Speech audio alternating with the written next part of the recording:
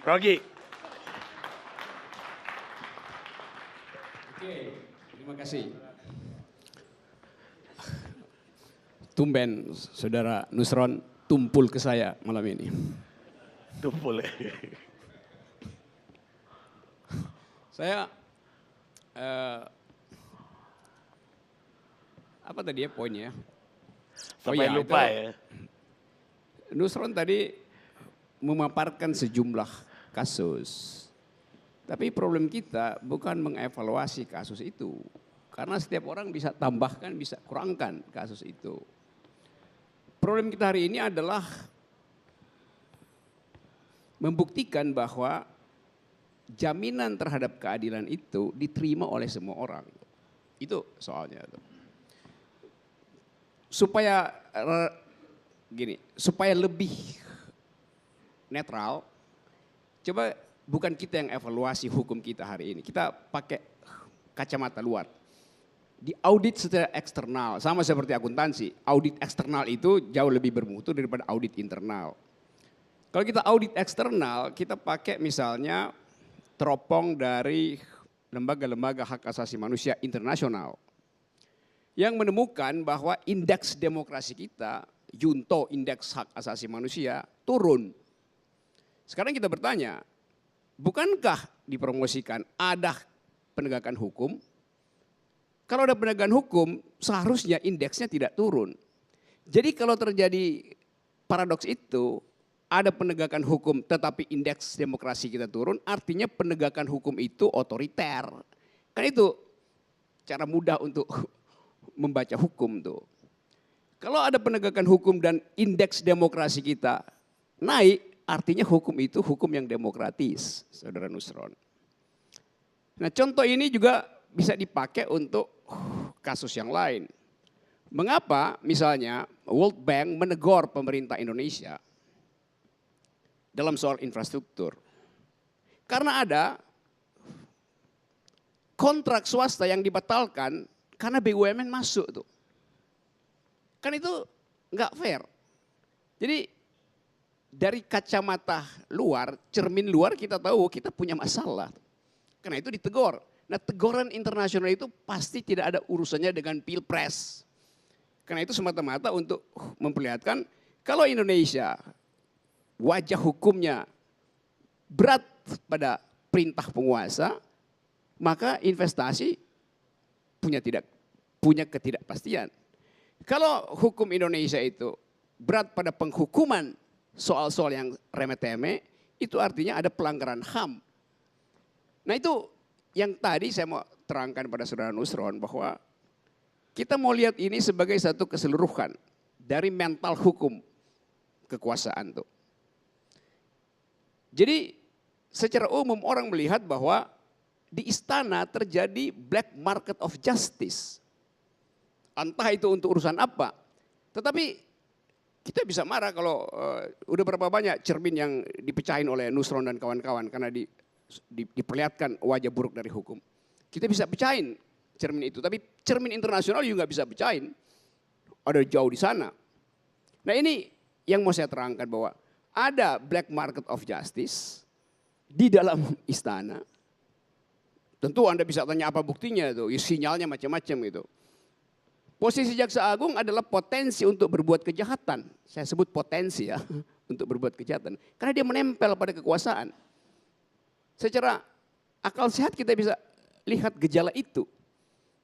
Jadi dari awal sebetulnya terlihat bahwa soal hukum ini legalitasnya ada tapi legitimasinya merosot. Itu problem kita hari ini. Sehingga orang nggak percaya. Setiap kali kita ribut, orang lapor hukumnya nggak selesai, udah 2 tahun dipermainkan tuh.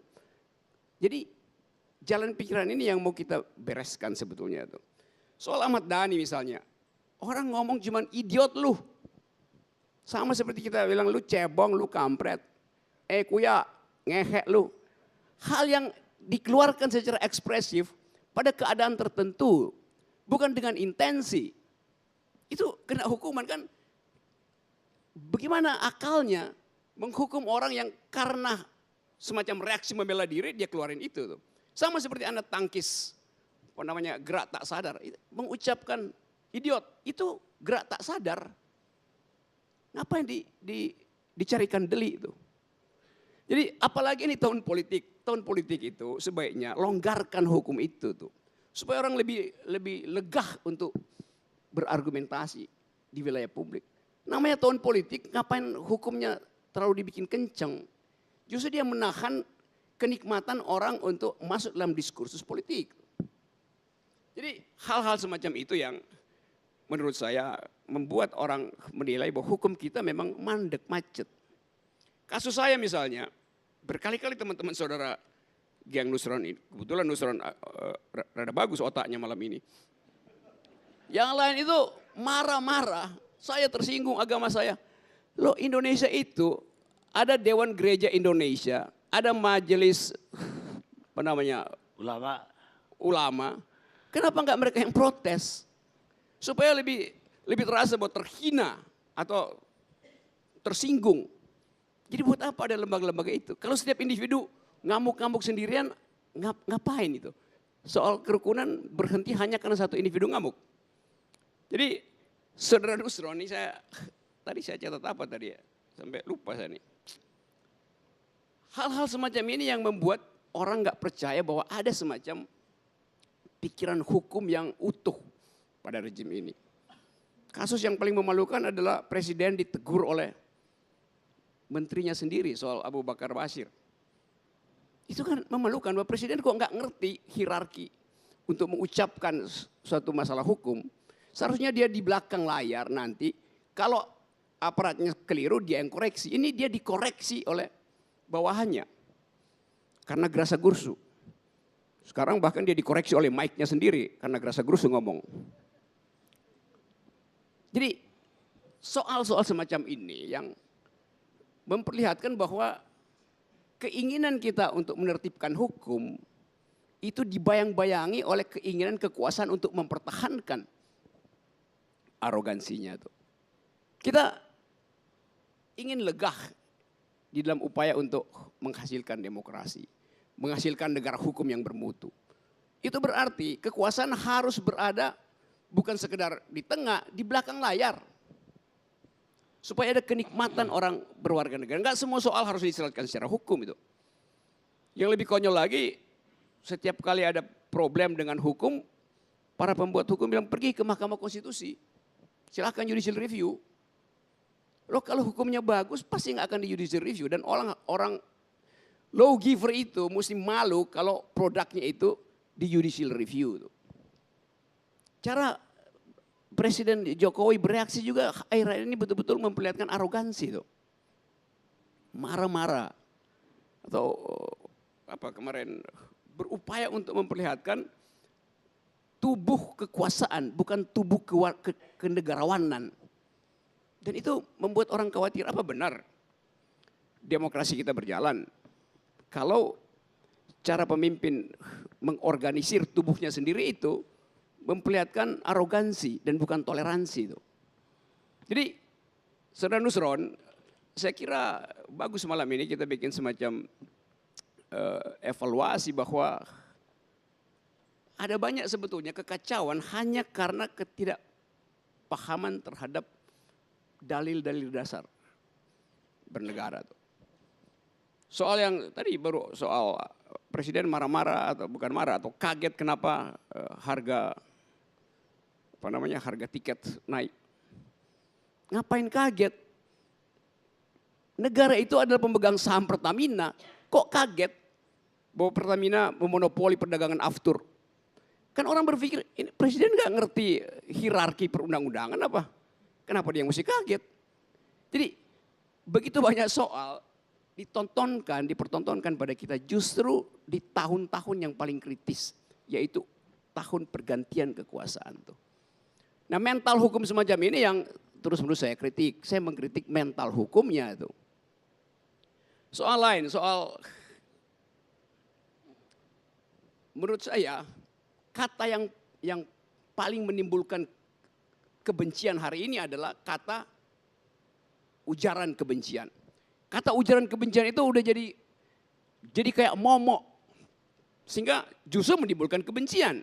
Setiap kali presiden memakai kata ujaran kebencian, yang timbul adalah justru kebencian terhadap orang yang mengatakan ujaran kebencian tuh. Karena orang udah bayangin korban lagi nih. Jadi nggak ada kehangatan berwarga negara. Nah, saya kira itu semua soal yang ingin saya terangkan malam ini dan cobalah bikin refleksi diri gitu bahwa memang ada arogansi diperlihatkan di dalam soal penegakan hukum itu. Hal-hal yang receh diulek-ulek supaya ampasnya tertinggal, kemudian ampas itu disebut sebagai delik. Jadi delik itu dibikin-bikin. Sekarang menurut Saudara misalnya, mana lebih baik? Orang yang bersalah atau orang yang mencari-cari kesalahan orang lain? Kalau pakai dalil tadi itu, dalil Sayyidina Umar. Iya, yang mencari-cari kesalahan itu lebih buruk daripada orang yang bersalah tuh. Kalau saya putar sedikit ya, interpretasinya tuh. Jadi sebaiknya kita mulai dengan satu pikiran baru bahwa hukum itu dimaksudkan untuk menghasilkan ketenangan, bukan untuk menghasilkan keributan-keributan baru. Habis seluruh pasal KUHP. Kalau setiap soal dibuatkan delik. Pasal KUHP ada berapa jumlahnya? Berapa? 584. Sekarang mau dibikin kasus 585 tuh. Deliknya mau diambil dari mana yang satu itu? Oke. Kalau semuanya dibikin delik. Jadi sekali lagi kita inginkan agar supaya ada semacam kedamaian dengan mulai memahami bahwa kehidupan berwarga negara, kalau negara itu demokratis maka hukum akan bekerja secara minim. Bukti bahwa terus-menerus terjadi kriminalisasi, penangkapan, pemenjaraan, itu artinya demokrasi nggak bekerja. Kebanyakan kejahatan artinya tidak ada demokrasi. Tugas pemerintah adalah menjamin demokrasi. Kita mungkin mesti ubah ini patung Dewi Keadilan, karena percuma mata ditutup kalau tangannya masih bisa terima suap gitu. Jadi yang mesti diikat adalah tangannya, matanya buka aja tuh. Itu soalnya tuh. Demikian halnya dengan kekuasaan tuh. Kalau bisa mata dan tangan kekuasaan itu diikat dulu sementara ini sampai tanggal 17 April 2017. Makasih.